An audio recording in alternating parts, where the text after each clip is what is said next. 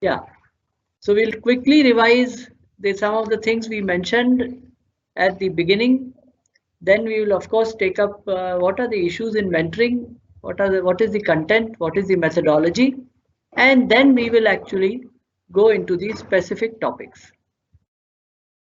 So as I had mentioned during just after inauguration, the first, the second session, the student induction program is intended to achieve assimilation in the ethos and culture of the institution.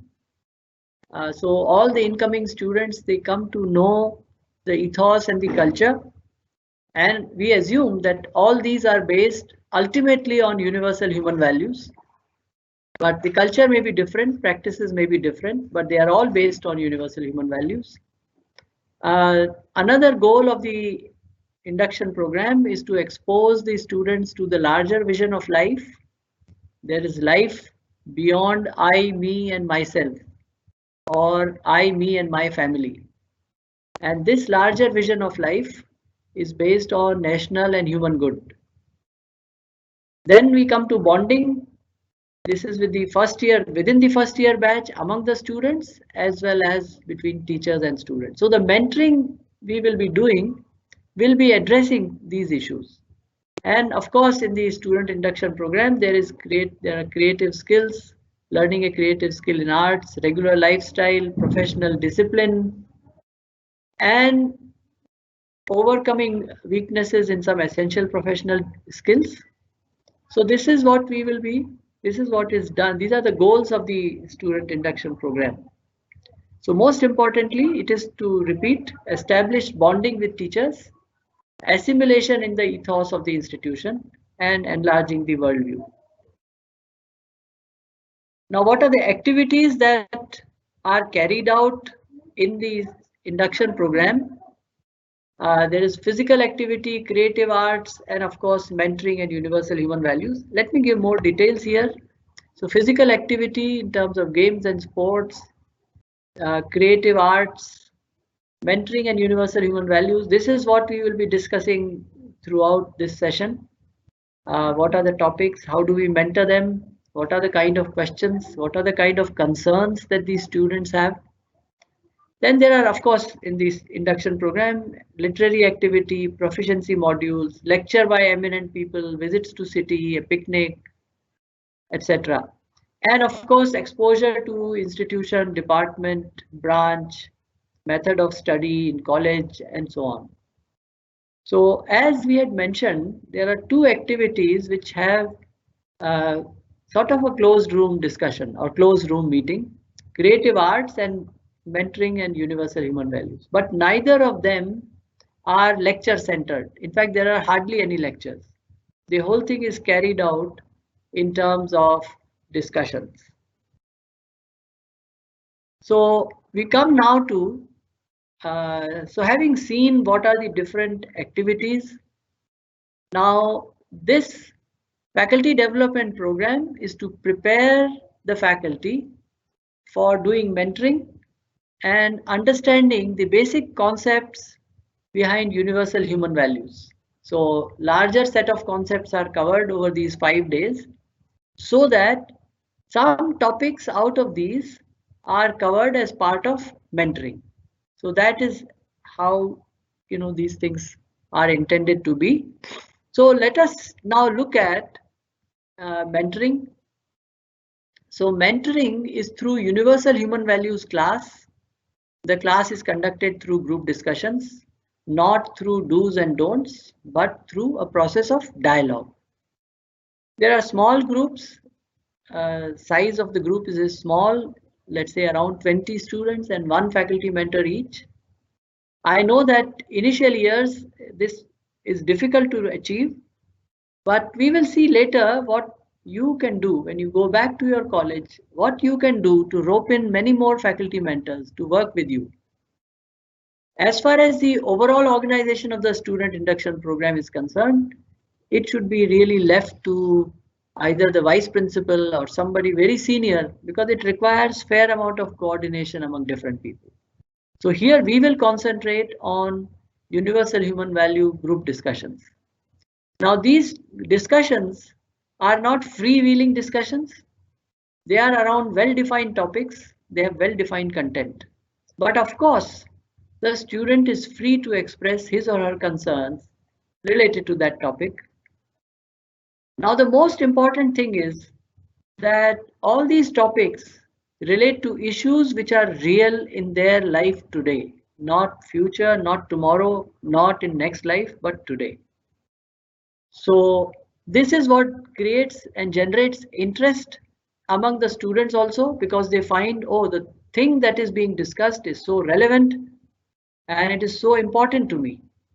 And through this process of group discussion and discussing things that are of concern in their real life, this creates a relationship between teachers and between the teacher and the students in the group, and also among the students in the group. Now, what about the content? So what was the criteria that went into the design of the content? So actual content is what is we will discuss later, but what are the criteria by which content was selected? So the content must be logical, not mystical. It should be, one should be able to demonstrate it through reasoning, and it is possible therefore to discuss and ask questions on the content itself in the class. The content is verifiable, and one should be able to verify in one's own experience. That is why I said this is non-mystical. So anything that the student doubts, they okay, go and experiment. This is the kind of freedom that is given in this course or in this modules, in these modules of human values, which is not even there today in the way physics is taught, chemistry is taught. You are told these are Newton's laws and you have to believe them, right? Of course, you do experiments.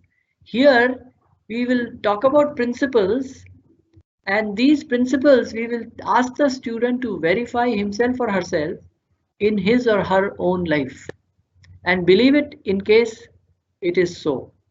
Okay, so this is given great amount of importance, verifiability and logical nature of the content. The content itself is also universal, which means it is non-sectarian. It is applicable to all, not just to any special caste, creed, color, nationality, region. No, this is applicable to all. Example is respect. No matter where you live on earth, no matter what your caste, what your religion, what your country, respect is something that is acceptable to a human being. So respect is a feeling which is there, and that feeling is universal. Then fourth criterion is humanistic, that this content is good for humanity. By practicing it, we will build a more harmonious world. It will be more humanistic and more caring world. So that would be that it is humanistic, good for all humanity.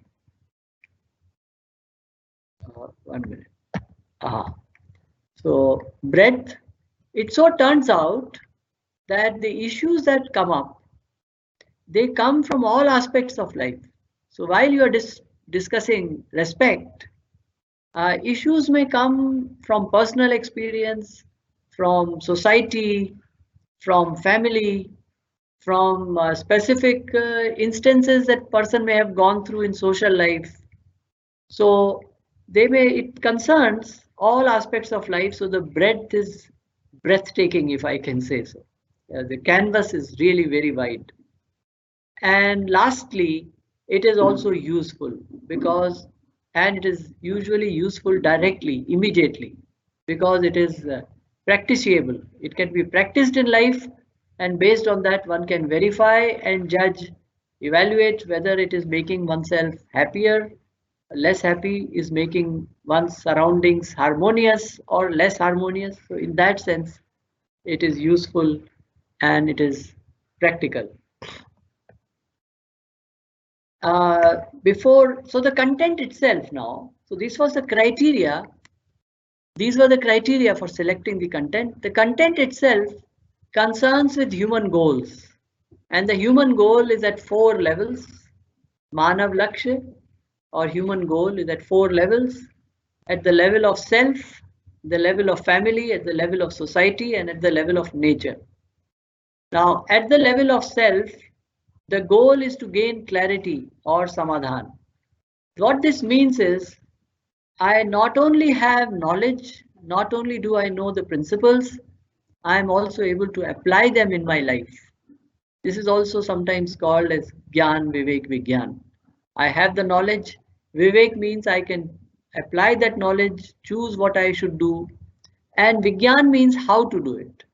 So this clarity I gain once I have all three. Samadhan I get once I have all three, and this is said to be the right understanding in self. Family, there are two aspects within family, sub aspects: prosperity, which is samriddhi, namely I can earn, I can get more than my physical needs. So prosperity means I can get more than my physical needs, and I know that I can get more than my physical needs. And when I say physical needs, it's the needs of my family, my dependents, people who are close to me, who depend on me. So I can be samriddh, I can be prosperous. So this is, but prosperity itself is a human goal, and when we, any education should also address this. And modern education addresses only a small part of prosperity, actually, only the salary part, and not the feelings, and not assurance, the feeling of assurance that I have that I can get more than my needs. Another sub aspect is nyaya, namely my relationships are free of complaints. So I live in my family where things are complaint free. There are people love me, respect me. Similarly, for me, I love them and respect them. And we are not a bundle of complaints about each other. So the relationships are free of complaints. Shikayat Mukt Parivar. Then society. Society is one in which there is absence of fear. Abhay. So things are well organized, people are prosperous, there are good relationships, people are having clarity, samadhan, because they have gone through human values in their education. The whole education is structured around it. So if it is so, then the entire society, we will notice, will have abhay, absence of fear. And this is what is also called sometimes as justice in society. Finally, at the level of nature, coexistence, astitva, I understand the cycle of nature, and it is a enriching cycle, mutually enriching cycle. So I am able to understand that cycle and live accordingly. So the human goal means that I can do these things at all these levels, at all the 4 levels. Now this is based on coexistential philosophy propounded by Sri A. Nagaraj. This was done by him over 30 years of research, and the website will tell you more details if you are interested. Okay, so methodology is something we will see as we go along, but what I had mentioned was that in the methodology, it is not through do's and don'ts, but it is through a process of dialogue, where we place a proposal and then expect that the students will engage in a dialogue with us. It is not that we insist you accept this proposal, but we say you explore this proposal. And once you explore it, if you want to try it out in your own life, go ahead and do it. So the methodology is through dialogue and discussion. Hopefully it will be illustrated as we go through this today's session. So let's look now at the topics, and this is also what I had shown at the inauguration. The topics covered in Universal Human Value, there are 5 units: student aspirations, gratitude, competition, cooperation and excellence, human needs. We will look at each one of them.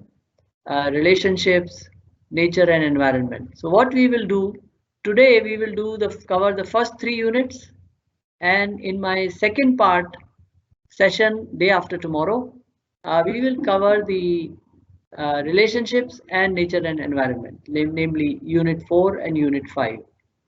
As mentioned earlier again, these units are designed for gaining clarity about issues of life, developing empathy. This is, after all, the core purpose of education, no matter what special subjects, what special branch you are studying.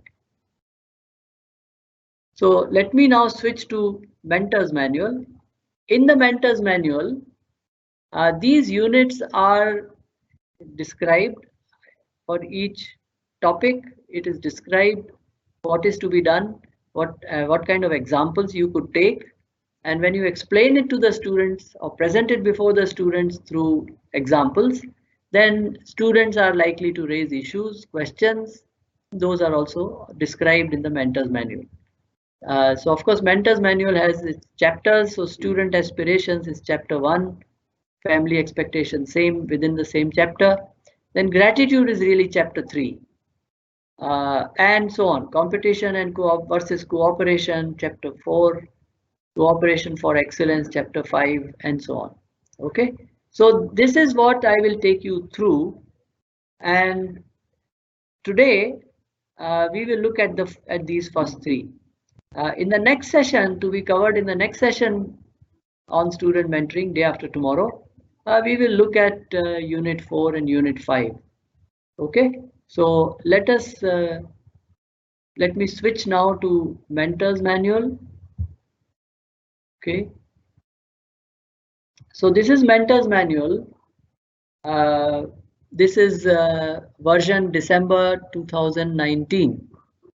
So these manuals do get updated, but normally chapter numbers remain the same. So page numbering may change slightly, but chapters remain the same. So the whole purpose, before we can jump into the topics, the whole most important thing is to connect with the students. So we have to know our students. So how do we know? So of course we introduce each other. 1 minute, let me try to scroll. So get to know the students of your group. You can begin by introducing yourself in brief, although you want students to introduce themselves in a little more lengthy fashion. So there are 2 kinds of questions you can ask them. One is at the personal level, which includes their family. Where do they come from? And schooling background, family background, who are the family members, what do they do, hobbies and interests. So this is one part.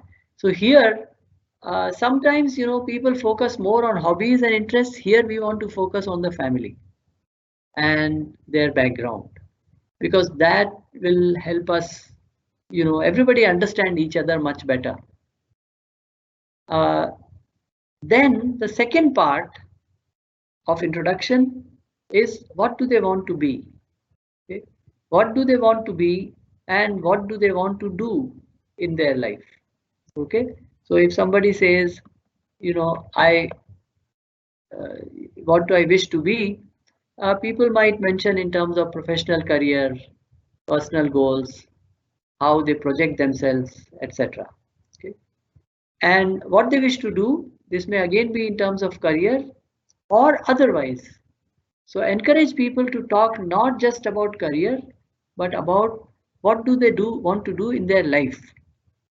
So this will help us, understand, gain an understanding of their goals, their aspirations, and most importantly, it will allow them to understand themselves. It will allow them to reflect on their own actions, on their own behavior, etc. And then we switch to, so this is what all the students say one by one, and we can talk about ourselves.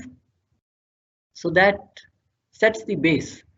And sometimes it can be done in 1 hour if there are 20 students, but frequently you require more time. This is more like 2 hours. So it's all right. Take 2 sessions, or if you have a longer session is possible in the beginning, have a longer session in the on the first day when you meet them. Then we want to connect with their family. So what does their family expect from them? And equally importantly, what do they expect from their family? Okay. So let me try to scroll. Yeah. Okay, scrolling now. So of course you will also see that they are exercises of people, you know, something which they have to do. Sometimes they have to write and submit. Sometimes they have to observe and then write something, or describe it in the group sessions. Okay, so this is what essentially would get done in this. So let me now go to unit 1 has other topic, gratitude. Okay, so let me quickly scroll forward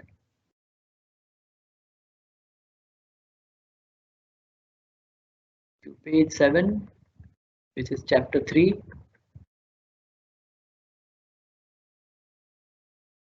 So this may be typically, second session, or sometimes even longer, third session. This is when, so of course they have already talked about expectations within their family, but now from there we want to take them to gratitude. Namely, they should recognize that they are now into an institution of higher learning, higher education. Now, not everybody is lucky, not everybody has the right circumstances to be able to reach there. So it is an achievement that they have reached here. Even though some of them might feel, no, I wanted to go to another institute, I wanted to take another branch of study, but one should not, one should remind them that they are already now privileged. They are now in an institution of higher learning, and not everybody gets this opportunity. So the question is, how, who has helped you? Who has helped you reach here? And during the discussion, many different answers might come. And in some cases, and we ask them, who is the person who helped them or played a major role? So they will say, it is my mother who sacrificed so much, my father who guided me, grandfather who inspired me, or it might be a school teacher who showed the student the way. So this generates a feeling of gratitude towards people. It is first thinking about that I have received something. I am privileged. I have uh, many things that I have received from others in my achievements. So this then generates a feeling of gratitude. So the exercise for this is talk to the person who has played the major role in helping you reach, and express your gratitude by saying in what ways the person has helped and how much it has been important to you. So this is what the teachers can tell the students. And the next day you will typically find that not out of a class of 20, maybe only 6, 7 have talked to the person whom they have identified as one who has played a major role. And when you ask them, have you talked? Many of these students say, no, how could I talk? It is embarrassing. How do I express my gratitude? Okay. So then you ask people who have actually talked and ask them to relate what happened when they express their gratitude. And they typically say that they are very happy that they did it. Initially, they were feeling shy. And even sometimes the other person said, oh, what's wrong with you? Because we don't express our gratitude. So we are not only expressing here, we are expressing here what we are feeling inside. So the expression is a outcome of the feelings. So sometimes people will give very emotional narration of what happened, and this actually inspires the others who have not yet talked to do so. And after a couple of days or couple of sessions, you will find that almost everybody has talked to the person who has helped them a lot. Now, having done that, it is time to expand the circle. Okay? Expand the circle from family to people, other people outside the family. And one immediate expansion you can think of is the institution. So you may ask students to list that who are the people who are helping them now study. So of course, it may be teacher, but it is also the person who cleaned the room. That you get, neat, nicely swept, clean classroom. So who is it? So you find that large number of people are working for us so that we can move forward, we can achieve something. And this is true for every single human being on this earth because we are interconnected and helping ourselves and each other, right? Similarly, you can take up example of mess or canteen, who are the people who helped you. So it is good to say I rather than you, so then the students feel connected. So I had my meals today. Then who are the people who helped me? Okay. So if you adopt the first person pronoun, then it is typically more effective. Then their attention is drawn to themselves. So this would be a way to do it. And when you come to food, then when you ask the question, who are you grateful for? Some people answer, oh, I'm grateful towards my father because he paid for it. He sent me money, and using that money, I'm able to have the meals or eat something at the canteen. Uh, and then when you ask, they say, no one else paid. So gratitude is not equal to payment. It is all the people who are helping us. In return, we should also be doing something. So one of the things we might be doing is paying for it, and really real pay for their efforts. So they are putting in so much effort. Now, if we see who are the people who are because of whom we could have meals. So perhaps it was served, the food was served by somebody, someone cooked the food, someone bought or transported the raw material from the market, and actually someone grew the food. If the food was not grown, there will be nothing on my table, nothing on my plate. So there is a long chain of people because of whom I'm able to have my meals. So this is what connect. And the important point is that from family, you've gone to larger family. And now if you think institution as a larger family, then this larger family, so many people are helping so that we are able to study, we are able to eat well, we are able to live in a clean environment, etc. So here, of course, there are exercises so that they can, exercise 3.2 listed here. Try to know at least one person whom you do not know well. So somebody who is at the gate, maybe a security person, somebody who cleans and goes away. So we may not even know his or her name. So try to know at least one person, and not just the name, but about their family situation. So this can be one of the home assignments where they find out about people in the larger family. And this feeling of gratitude not just in family, but to outside also. And one is expanding that so that the feeling of gratitude towards the institution which they have newly joined. So what all is being done so that they are able to have a good stay, a good study, etc. Okay. So if there are any questions, you can type in your question answer slot here in your thing, or you can wait and ask. So I leave it to you. We will have breaks. Indeed, this is a good time to take a break actually.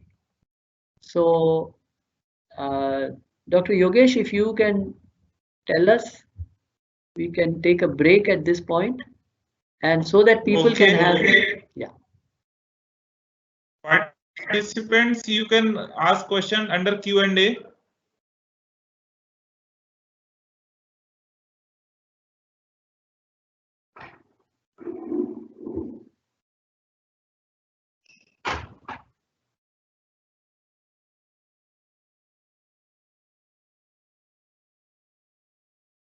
Okay, there is one question. Yes. One mentee told me that nobody helped him. Even his parents are doing things for him because they want to prove themselves as better parents. What is it? Okay, good question. So one is we look at the motives why this other person is helping me, or whatever the person is doing and I'm getting helped. And therefore one may say, no, so he is not helping me. But the point is that he or she is helping us. He or she may have their own reasons why they are helping, but the point is they are helping us. So should we recognize that or not? I think we should recognize. And someone who is doing it for other reasons, we are being helped in any case. And that person, as we go, into these topics, some of these issues will become more clear. So, but yeah, if there is a follow-up question on this or other questions, welcome.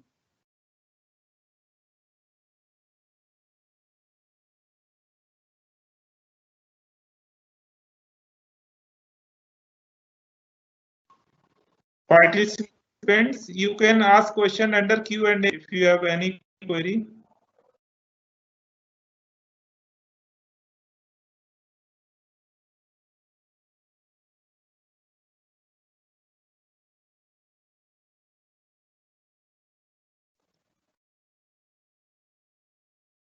Okay, we can wait for 1 minute. Maybe some people will be typing. Yeah.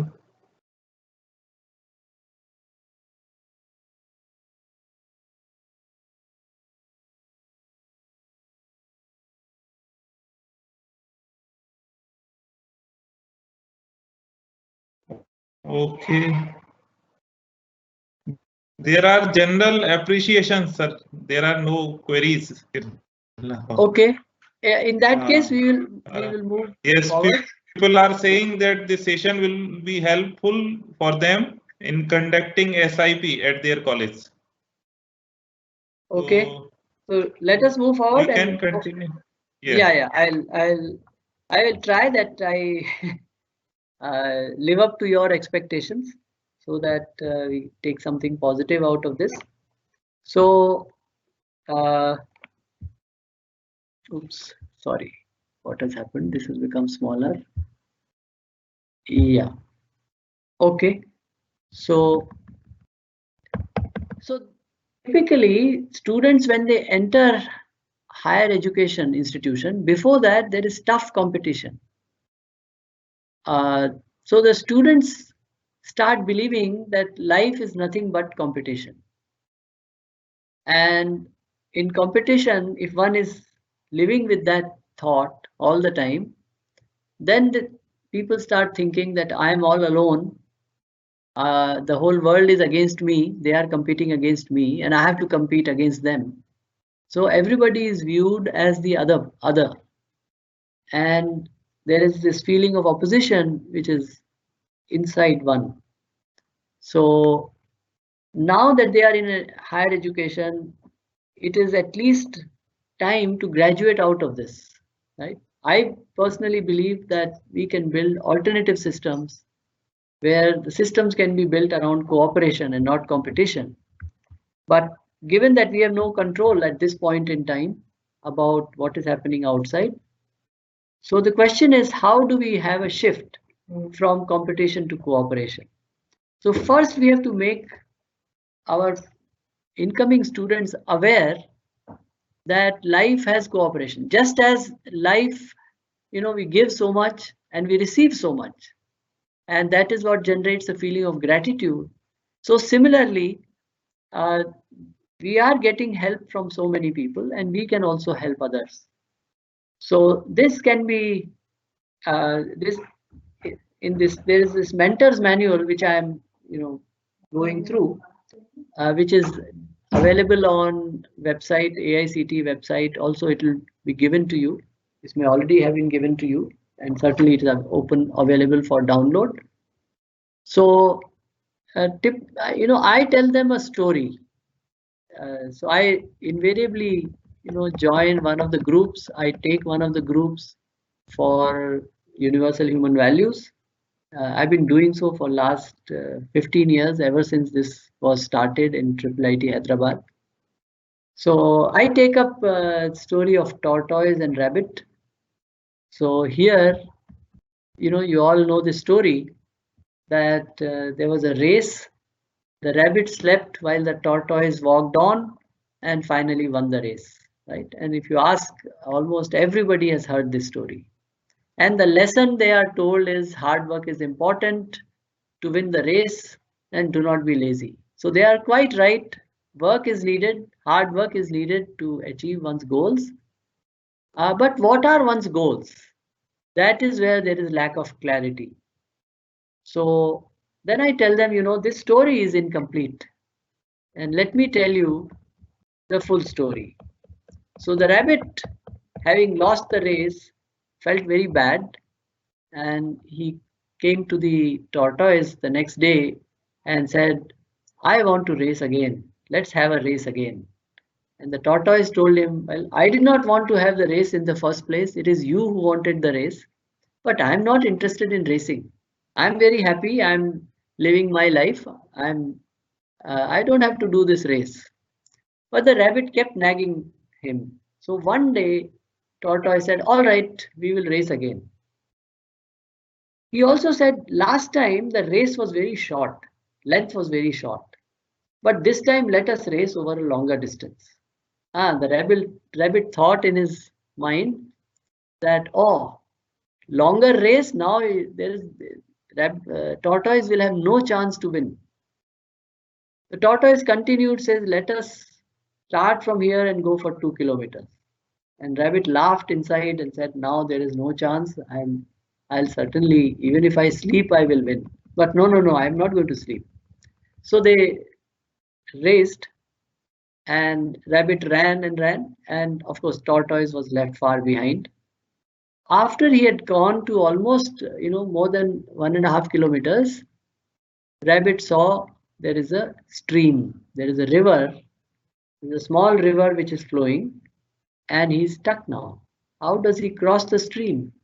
So he waited, thought what to do, and certainly he couldn't do anything. He just kept waiting.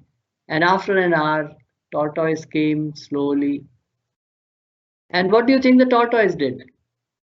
He went into the stream, swam across, and then walked a little more, and then again won the race. Now rabbit felt, now I've been cheated. But if you think about it, was a race on land justified in the first place? Can the tortoise ever win on land if the rabbit does not sleep?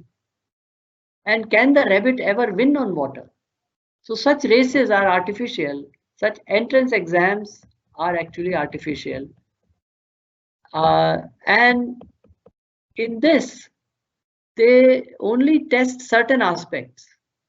So typically an engineering exam, let's say JEE, Joint Entrance Exam of the IITs, checks for analytical skills, analytical abilities, does not necessarily check for creativity, does not check for persistence that is needed in engineering, does not check for many other aspects that are necessary to be a good engineer. So it is testing only one aspect, let's say running on land, and the rabbits are winning. But there are people with other qualities, and those qualities are not tested. So therefore, every person has unique talents and unique strengths.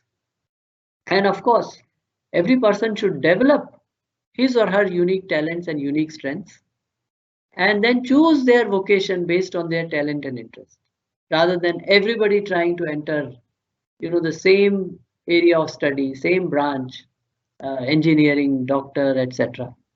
So this is a very unfortunate thing, but otherwise we all have unique talents, unique strengths, and we need to develop them. And if we find that, if we understand this, then we will not be competing against others, but we will be complementing others. So we will achieve excellence in our area, but when we work together, which we invariably do, then we become complementary to each other, and together we solve a difficult problem.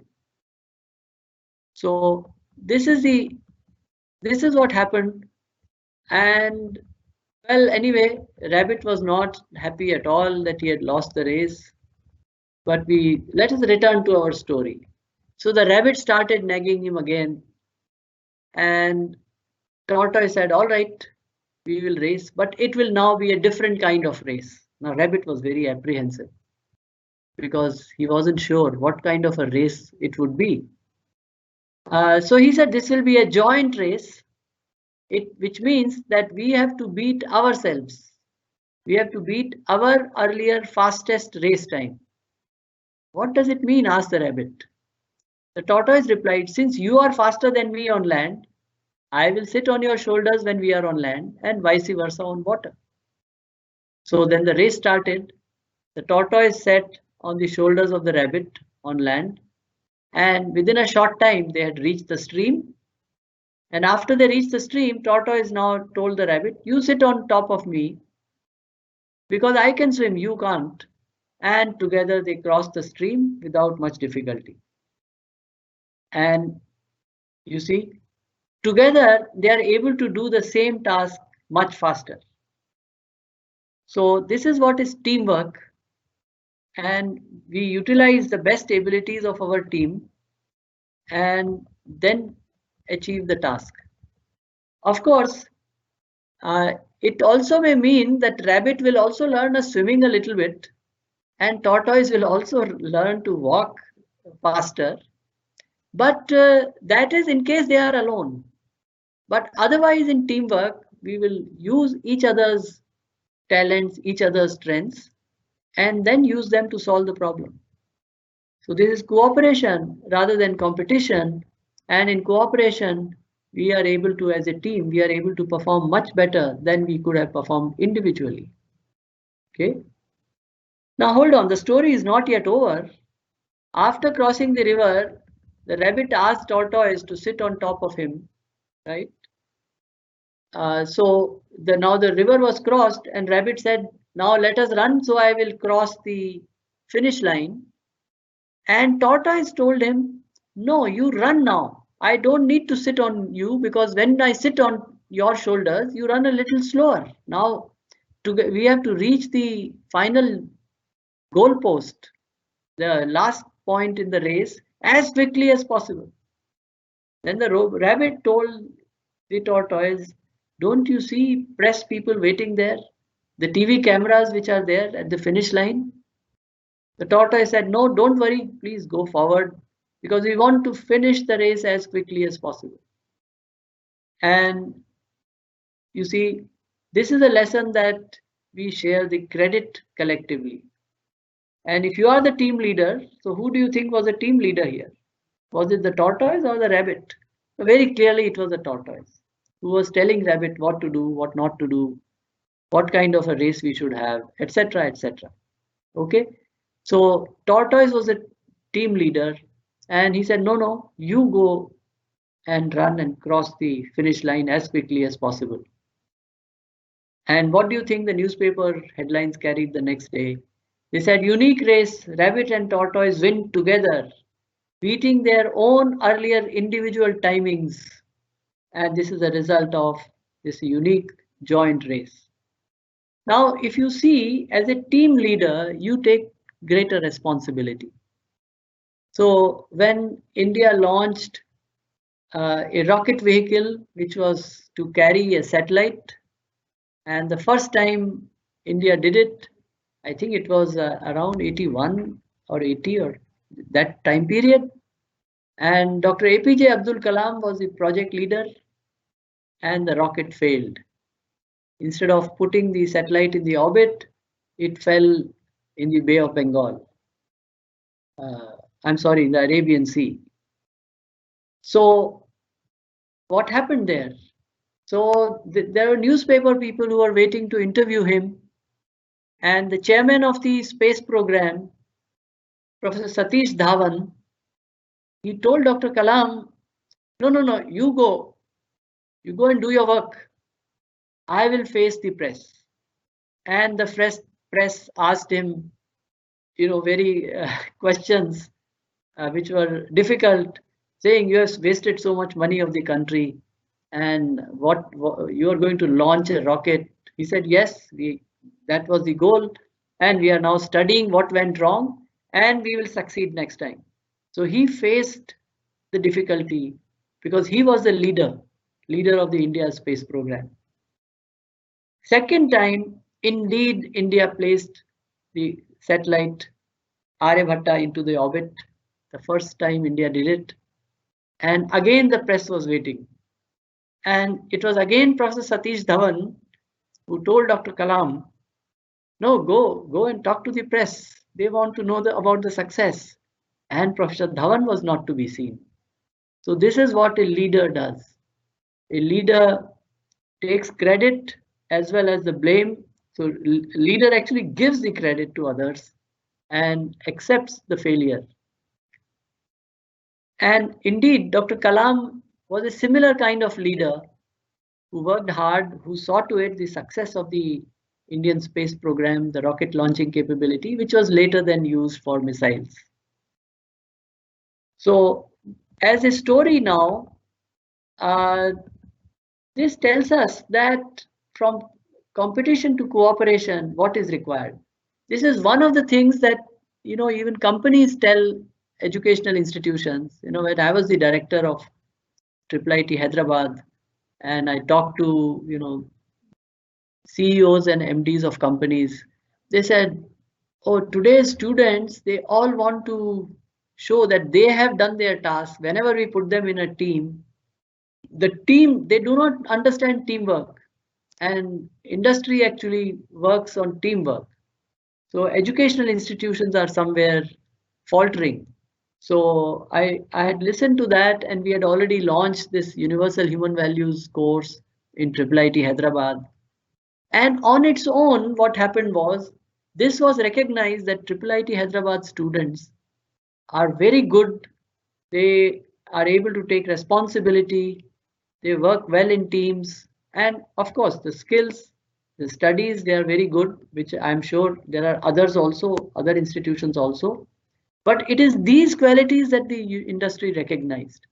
And it is through these qualities that we suddenly found a rush to IIIT to hire IIIT students at the highest salaries. So you see, money followed.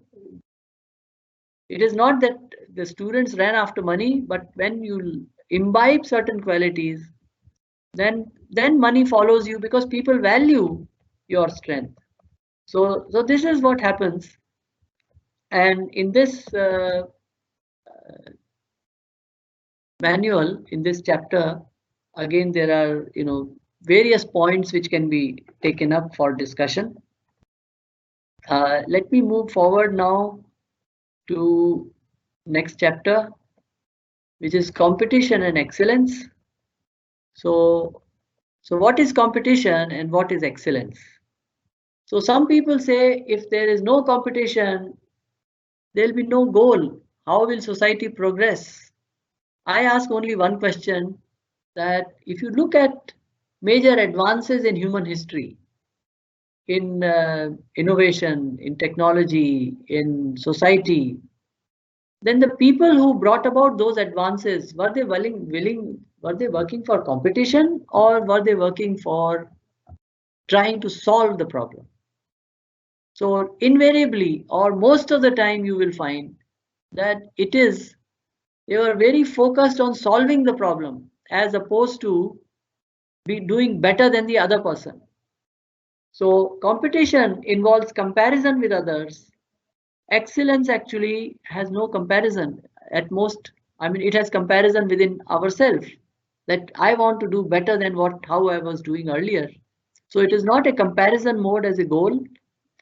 In fact, the goal in competition is to do better than others. It's only relative goal. In excellence, the goal is to do the task well, to solve the problem, which is an absolute goal. If you take the example and you ask the question, how many people can come first in a class? Well, there will only be one. So they will say no. If how do you know person has come first? Whoever has more marks. Or if there are 2 or 3 subjects, then you say, and the total marks are equal, then you'll say we'll pick one of the subjects in which person has a higher mark. If in that subject also the person has higher equal marks, then we will ultimately toss and find out. So this goal itself is find out who will come first, who has come first. On the other hand, in excellence, it is the task which is the goal. And if you ask how many people can understand the subject very well, every single student can understand the subject well. How many people can get 100 marks? Yes,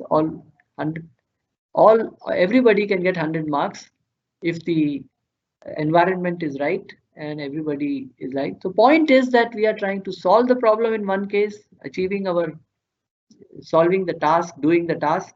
In the other, we are only bothered about I should do better than others. Okay. So one generates tension, jealousy, dejection, or elation. Other generates qualities, persevering, satisfaction. Persevering means working hard in solving the problem. So indeed, excellence now becomes the goal. So any learning, or if in education, if we have project oriented learning where people have to do project, then it is not marks, it is solving the problem that becomes primary. Marks is only an indication of by the teacher as to how well we have been able to do, how well we have been able to solve the problem, how best have we been able to do the task. So marks become only a feedback, but actually it is a task which tells us whether we have succeeded, how well we have succeeded, etc. So excellence becomes the goal, and in life is if excellence becomes the goal, then it's a different story, it's a different state of mind.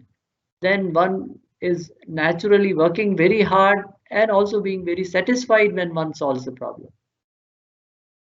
So in the mentor's manual, of course, there are points for discussion, and these points can be taken up.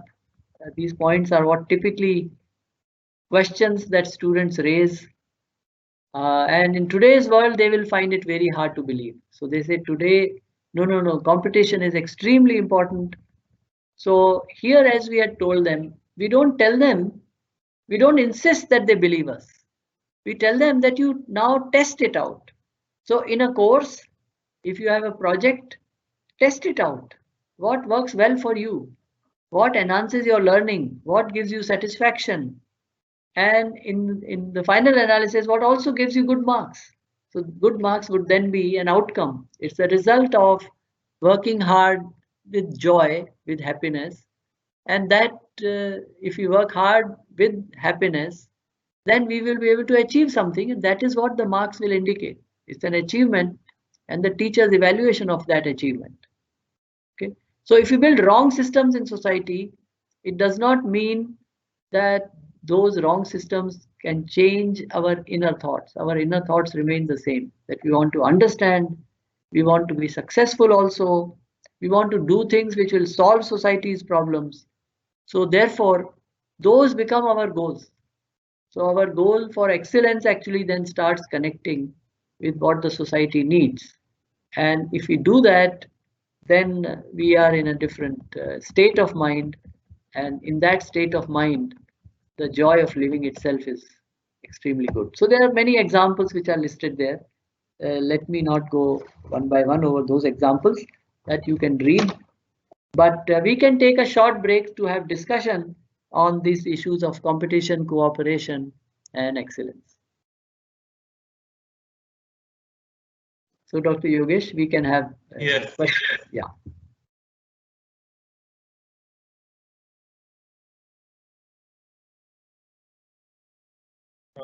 One question,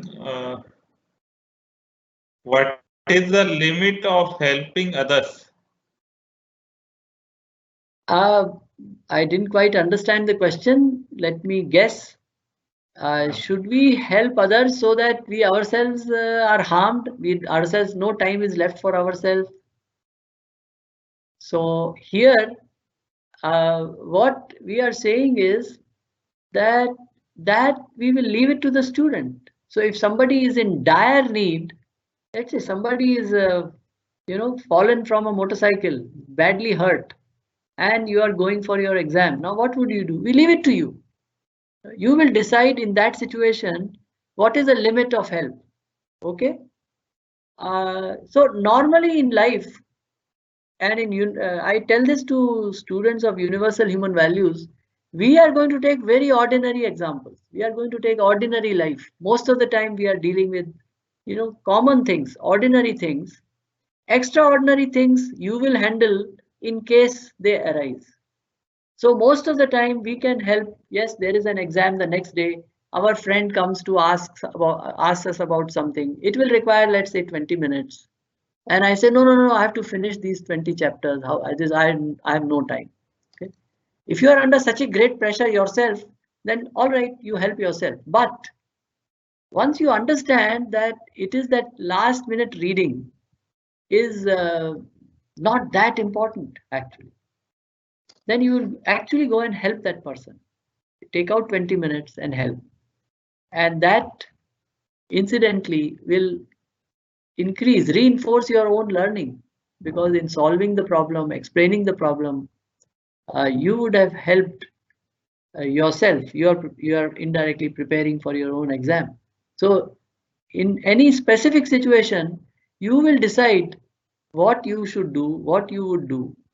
But if you say that my goal is excellence and it is to be achieved through cooperation, then the whole world starts looking different.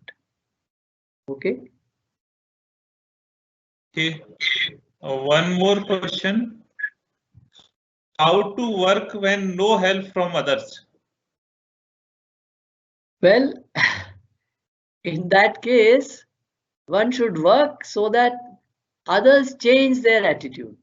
Others start helping each other, and they also start helping us. Okay. So now how do we do that? We can do that by ourselves being helpful. When we are helpful to others, at least those others will see that, or some of them will see it. And those people who see it, when we need help, they will come and offer us help, or we will ask for their help and then they will give it. So the question is, what should I do then? Well, I have to do, at the last minute, very little can be done. But over a period of time, if our behavior has changed in this fashion, then I am sure it will bring about a change in the environment, at least for us. And as this spreads, hopefully the atmosphere will change, and then everybody will be helping everybody.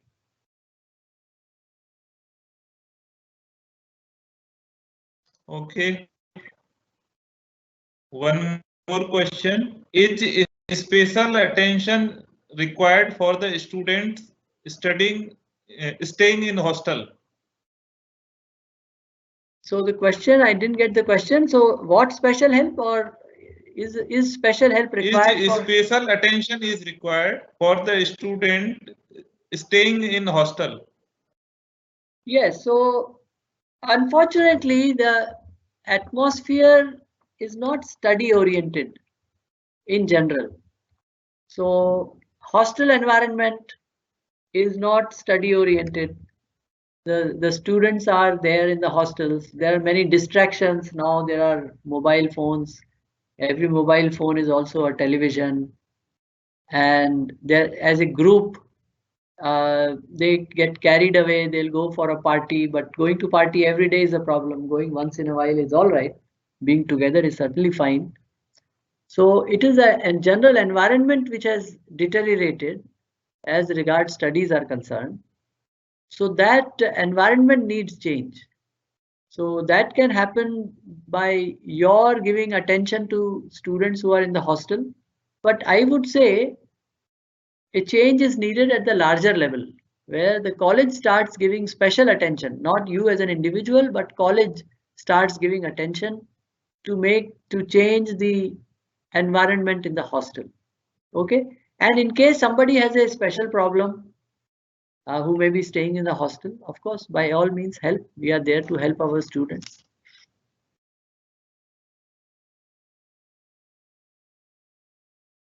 Okay, one more question. The system of examination in terms of rank create discrimination among students? How to change their mindset? So one way of changing their mindset, because examination may not be in your control. Okay. So one way to bring about a change is to offer other learning opportunities. So learning opportunity is not just in class, but when they work together, when they do a project. So for float projects, ask students to form groups and work on solving those problems in the project. And if that is done, they would have tasted other ways by which studies can be carried out. And this other way is very enjoyable. So at least you would have introduced them that there are other ways other than the examination. And you can tie in your internal assessment marks to that if it is needed.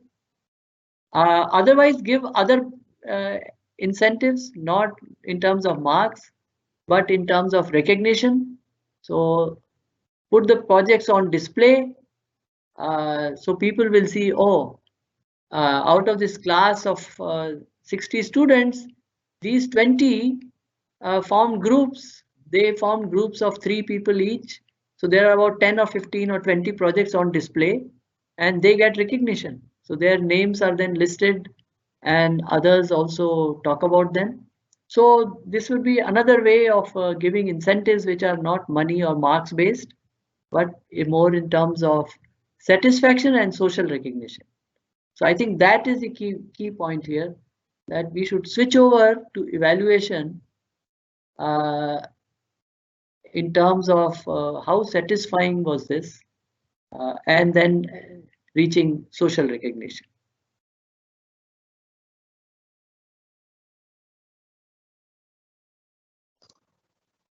Okay, there are no more questions, sir. Okay, so we will continue, and I'll now go to page 19.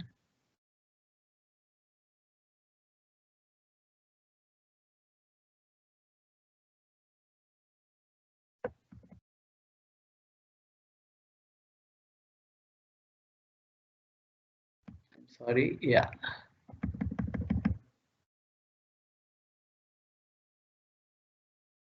Okay,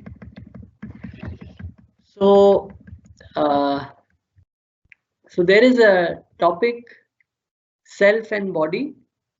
Human being is the coexistence of self and body. So both have their needs. So here what we typically do, so we talk about, we ask the students to prepare a list of desires or aspirations in their notebook, and they can take 10 minutes to do so.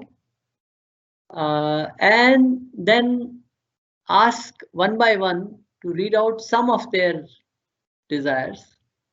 Of course, if they are comfortable doing so, and write the desires which are so spoken out in the form of a list on the blackboard. Okay. Avoid duplication. So if somebody repeats, you say, yeah, it's already covered. Now, if you do this for with about 10, 15 students, or even 20 students, after 6 or 7 have spoken and their desires have been listed, you will find that most of the time the common desires have already come, right? And if you have, once you have reached some 20, 30 desires, let's say, then, so here, most important thing is that you should not make fun of any desire. Do not allow the class to make fun when somebody says something. Okay. So, uh, so after the board is, you may. Another thing is, what you can do is to, when somebody says, I want money, I want to be the richest man on earth, then that doesn't tell me anything. Okay, doesn't tell me full story. So then you ask why. So this is a class in which you will keep asking why. If the student says I want to be the richest man, then you say why. And you'll find two very different types of answers. One type of answer is that, if I have money, I'll be able to buy whatever I want.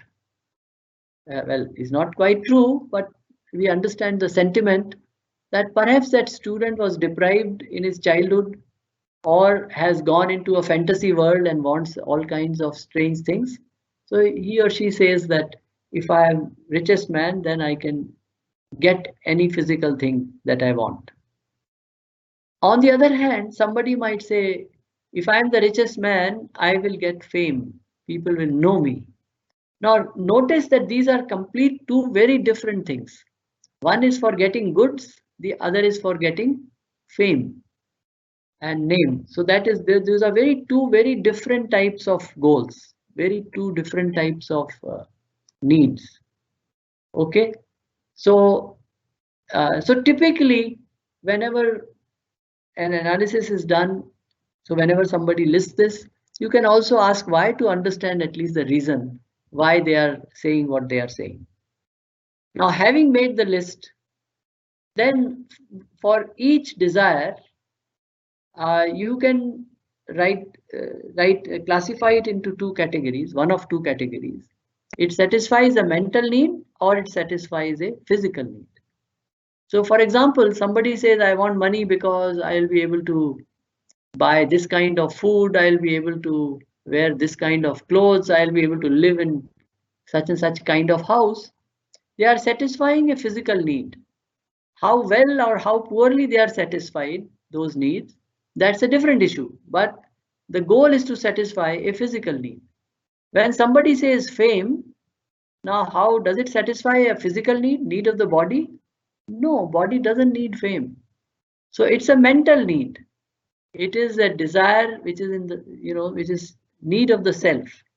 So what we do, therefore, is talk about need of the self and need of the body. Okay. So this you can write down in a tabular form after that. So after the desire list is made and each desire is classified to be need of the body or need of the I means self. So the example of a bodily need is food, clothing, etc. And needs of the self are trust, respect, gratitude, love, affection, etc. Okay. In short, these are the things, needs of the self. The generalization of that is happiness. So if I trust others, I feel happy. If I respect others, I feel happy. And of course, the other person may also feel the same way. When I have my needs for the body, then needs are physical facilities and they get satisfied. Now, needs of the body, they are temporary in the sense that when you are hungry, you want to eat. But having eaten and satisfied your hunger, there'll be a point at which you can't eat anymore.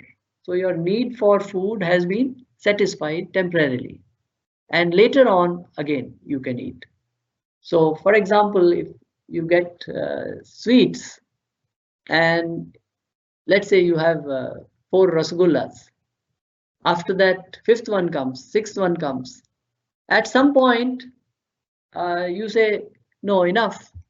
But you have a host who is very insistent, and he puts one more rasgulla on your plate. Now what? Now that rasgulla has become difficult for you to eat. So the needs of the body are limited, and the taste, if you like, the taste that comes out of this kind of activity is also, it gets satiated. You can't eat anymore. You don't want to eat anymore. On the other hand, there are needs of the I which are continuous. No interruption is wanted. We don't want any interruption. It is not that somebody says, I'll respect you for 8 hours, but for 15 minutes I will disrespect you. No, that will not be acceptable to us, because needs of the self are continuous. In terms of quantity, their needs of the body are satisfied by goods or by physical facilities that are limited in quantity, right? Example of food, example of clothing, example of a house. So they are limited in quantity. On the other hand, needs of the self, there is no quantity, they are qualitative. So trust, respect, they are qualitative. They are judged qualitatively. Did I get respect or I was disrespected? Okay. And even in respect, I may have, you know, I was highly respected. So it's all qualitative. There's no quantity there. Needs are fulfilled in the case of body by, physical goods, physical facilities. And in the case of the self, they are fulfilled by having right understanding and right feelings. The activities in the body are breathing, heartbeat, digestion, excretion, etc. But what are the activities in the self? It is desiring, it is thinking, reasoning, selecting, tasting. These are the kinds of activities that take place within the self. So this is how one can identify the two needs. And today, these two needs have sort of gotten mixed up. So somehow we are trying to, so needs of the needs of the body are satisfied by physical facilities, and needs of the eye, they are satisfied by feelings. And this is where we are making a big mistake. We try to satisfy the needs of the self, needs of I, by means of physical things. So I want respect. So what do? I go and buy expensive, I buy expensive clothes so that I will get respect. Not just clothes, I want a bigger car. Why? Not because my body doesn't fit in a smaller car. This is to get respect of others. And similarly, I want a bigger house. So bigger house so that I can get respect of others. So needs of the eye, when you try to satisfy them with physical objects, which are for needs of the body, for fulfilling the needs of the body, then first of all, they will never ever get satisfied. Even if you think they are satisfied, they will be very temporary. And that need will be satisfied only very briefly. Even when it is being satisfied briefly, there will be this, anxiety that I might lose. There was an example, as somebody who had come to one of these workshops. He was not a teacher, he was a businessman. And he sat in the workshop, and at the end of the workshop, he was asked, how did you find the workshop? He said, I saved, I forget now, 12 lakhs. I said, what? In this workshop, we didn't talk much about money and how to earn money. He said, no, I saved 12 lakhs. I said, how is that? That I have a car, a perfectly good car, and hardly a year old, and it costed me 10 lakhs. Now my friends were telling me, what, Pandeji, you are still driving this old car. Now there is a new model. So 2 weeks ago or a week ago, I had gone to the showroom and booked a car. And this car was going to cost 20 lakhs, and the showroom would take my car for 8 lakhs. So I was going to pay 12 lakhs. Unfortunately, I couldn't find the color that I wanted. So the showroom said, fine, no problem.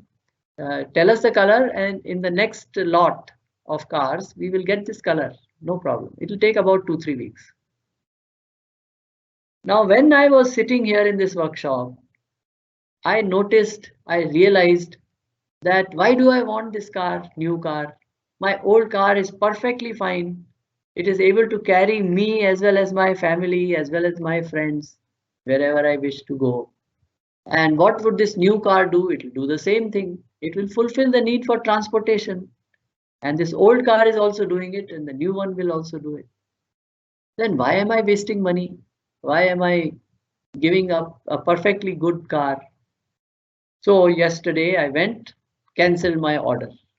So I saved 12 lakhs. So it is not just that the students are under pressure of trying to get respect. It is we, the elder ones, we are also under pressure. And if we are under pressure, our pressure causes expenditure of tens of lakhs, and the student's expenditure causes thousands of rupees worth of jeans, and that too torn in a special way. So while we tell them that no, what are you doing? We don't ask ourselves what are we doing? How are we looking at our gadgets? How are we looking at our instruments that we have? And we discard the older one, get a new one just because we want respect from others. So this is very important to understand this distinction. Now, Pandeyji actually gets stuck. I'm sorry. When I try to move it, it has gone somewhere. So Pandeyji said that no, it's not just the money that you saved. You also bought peace of mind. Suppose you had gotten that 20 lakh rupee car. And now you're traveling in that car. You're all the time thinking, no, someone else might get a costlier car than me. And sure enough, one day, a 40 lakh rupee car will pass, by the side of your car. And you'll say, oh, he has more respect than me. So you have tied your respect to money. You have tied your respect to physical goods. So it is not just that the money you have saved. It is a peace of mind you have bought. You have brought on yourself, because now you're no longer bothered what brand is passing by your car, who is driving what. You will transcend that, and you will also realize that respect comes not because of physical goods but because of what you do. So you will concentrate on that, and that is what will bring about, hopefully, a better society for everybody. So in this way, this will be very helpful, and it will also take us to peace. Let me try to move this slide. This is a page here. Seems so. So it's moving now again. Okay. So the next chapter is chapter 8, and this is the pressure, peer pressure related to appearance.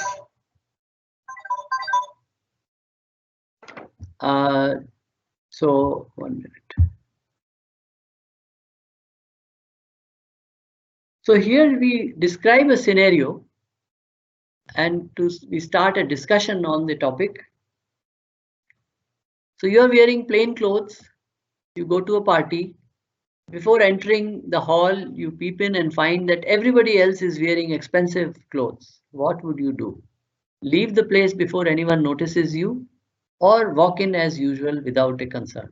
So this is what we describe in this our group discussion as a scenario, and we ask the students to say how they would feel. Would they go inside, or would they go back? So you get two kinds of answers. One kind of answer is that no, I will go, and some other people say that no, I won't enter. Some people ask, first tell me how far is my house. I said I won't make it easy for you. Your house is far away. Now tell me whether you will go inside or go back to your house. And typically these people say no, I'll go back to my house. So we have tied our identity to our clothes, and we need to understand our clothes, the most important part of us, and most importantly, the other people's perception about me, about myself. Is it based on myself, or is it based on my clothes? So this is the most important thing. Of course, we bring about a change in the scenario, cultural scene. You can do it the reverse, that you are wearing expensive clothes, then what will happen? You can change the cultural part, that you are wearing, sorry, just hold on. move this page a little bit. Yeah, so cultural issue that instead of you know you are wearing kurta pajama and you see that all others are wearing jeans and t-shirts. Now what would you do? Now this was a revealing thing for me. Most students who were saying no, no, no, I will go in, now say no, no, no, how can I go in? Others are wearing jeans, I am wearing kurta pajama. So this tells us as to what are their thoughts about our own culture. And comfort, the clothes are for protecting the body, keeping the body in a comfortable state. Those take backseat, and instead it is the style and colors, etc., which take up the main focus. So today's generation is under tremendous peer pressure, and peer pressure about day-to-day items, about gadgets, mobile, laptop, what kind of model do you have? These are all the things that are bothering us, bothering our students. And we should understand what is bothering us. We should analyze that ourselves. And once we understand that, once we are able to separate out needs of the body and needs of the self, and recognize that need for respect is natural, we don't have to suppress it, but it will happen on its own once we do the right things, when we do good things in our life. It is not by we appear to be good. We appear to have be in costly clothes, or we appear to have gadgets. Instead of that, what we do makes a difference. So this is what needs to be done. Yeah, having difficulty moving pages here, but yeah. Okay.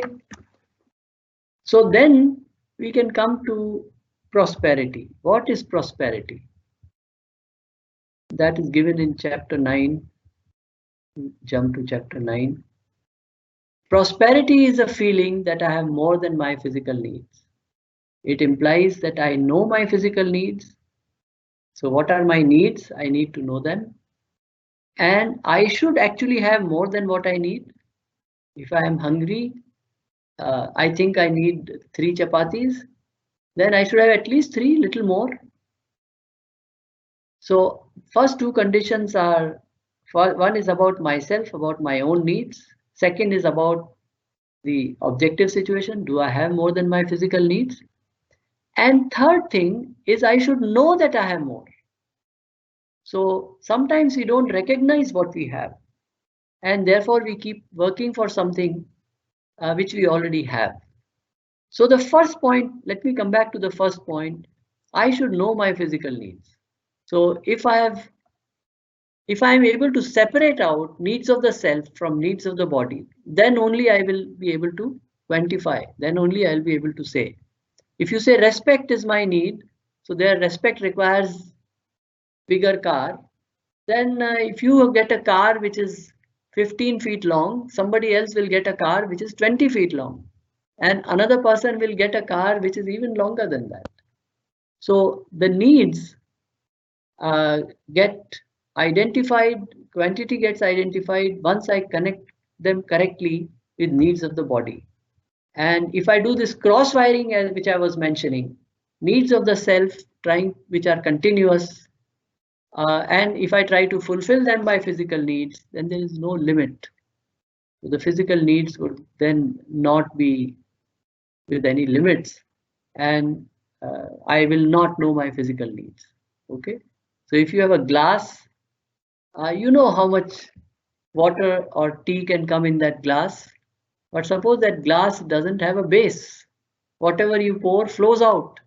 Now you will never know how, what will make the glass full. Actually, the glass will never be full. Why? Because physical needs are now wrongly connected with needs of the self, and these two actually can never match. Physical needs then become a matter of comparison, and the sad part is somebody who works very hard to get that, finally again finds that he is not satisfied, like that Pandeji in that story. So even after spending 20 lakhs, he wouldn't have been satisfied. Okay, so to be able to do, if I know these three things, then I will have a, if I have these three things, two of them are knowledge, by the way. One is about knowledge about the self. Second is more objective about physical needs, whether I have more than what I need. And third thing is knowledge that I have more. So this is where it may require assurance also. And my entire situation in which I am assured that I have more than my physical needs. So if that is accomplished, then I will have a feeling of prosperity. And this feeling of prosperity is actually a feeling that gives us joy. And we feel sahaj, we feel carefree, carefree in a positive sense. English somehow lacks some of the words that are needed, but sahaj is a much better word. I am in my sahaj state. So I'm not showing off. I don't need to show off. I have no need to show off. And my own needs are definite. So my whole behavior undergoes a change. It is in general. And my whole inner state becomes more relaxed. So this is what happens once I understand this difference between needs of the self, needs of the body, and then how we can make a difference, how we can, how do we work to fulfill those needs. So today, we have two types of people, those who are unhappy and deprived. They are without, some of them without resources, unhappy and deprived. They feel, no, I don't have enough money, I don't have this, I don't have that. So they are without resources, they are unhappy. Then there are people who have the resources and yet they are unhappy and deprived. Sadhan Sampanna, Dukhi Daridra. So SVDD to SSDD. And unfortunately, the entire program of education today has become how to transform the student from the first state to the second state, SVDD to SSDD. And you see, the end result is the same, unhappy and deprived. One may be without resources, other may be with resources. But if even then people are unhappy and deprived, it doesn't help. So what do we need to do? We want to go to a state where we are happy and prosperous. We are not unhappy, we are happy. We are not deprived, we are prosperous. We have more than what we need. So we will have resources as well as happiness and prosperity. So this will happen only when we understand, when we possess knowledge about ourselves, about our needs, also knowledge about the world, about what I need to do. So I should know the skills so that I can generate resources. But then I know how much to generate. And once they are generated and my needs are satisfied, I feel satisfied. So let me stop here. There's chapter 10 on peer pressure and English, so that you can look at. So let's take questions now on this part or any part of the talk today.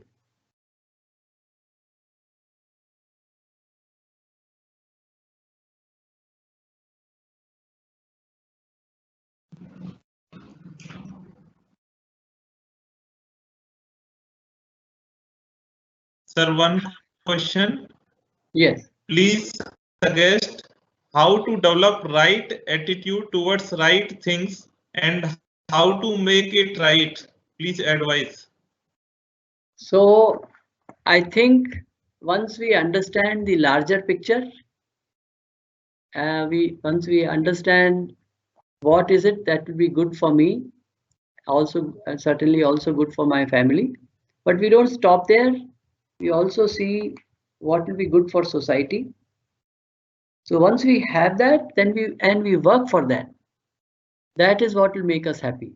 And the idea of this workshop is to look at different aspects of our life, whether at the level of self or family, society, nature, at all these levels, uh, what we should understand and what we need to do. And this is done by giving proposals so that there is no force, but certainly there is a process of dialogue. After the dialogue, you'll have to test, you have to verify whether what is being said here is true or not.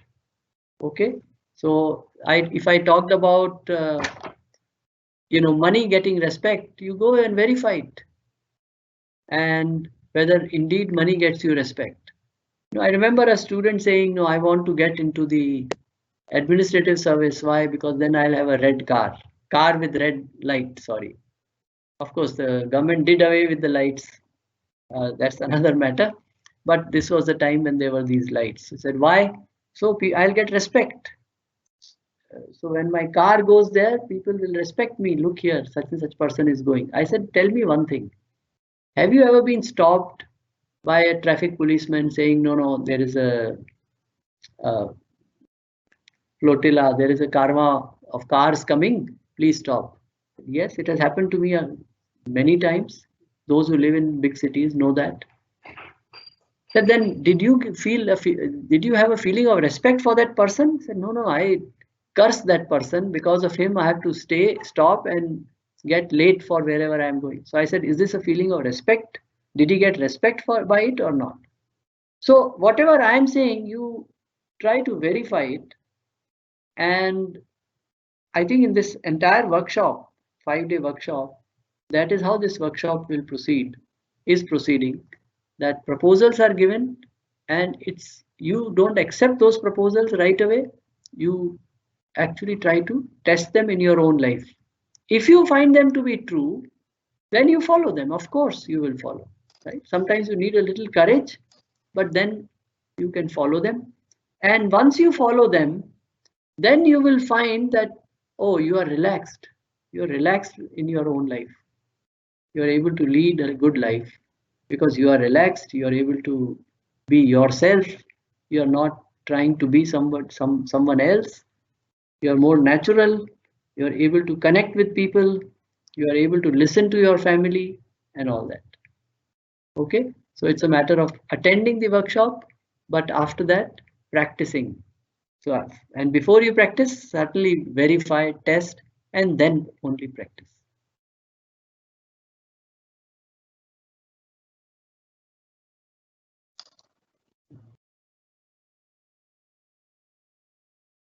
Okay. One more small query. Sir, can we ensure a fair competition? If we can ensure fair competition, will it produce best results? Once you are in competition mode, of course, competition then should be fair. It is natural. But what I am telling here is transcending that. If we are in cooperation, then the results we will get will be much greater than what we can get out of competition. Okay, so there is a paradigm shift. We are talking of a paradigm shift where cooperation, excellence become our goals, and then certainly then we will be helpful. And surely, if we are in a current state, then that is all we can say. Can the competition be fair? Of course, it should be fair. But remember one thing: if you are in a rat race, so of course the race should be fair. So the correct race rats win. But if you are in a rat race, you are a rat. Whether you win or you lose, you remain a rat. So we are saying become a human being. Go beyond that.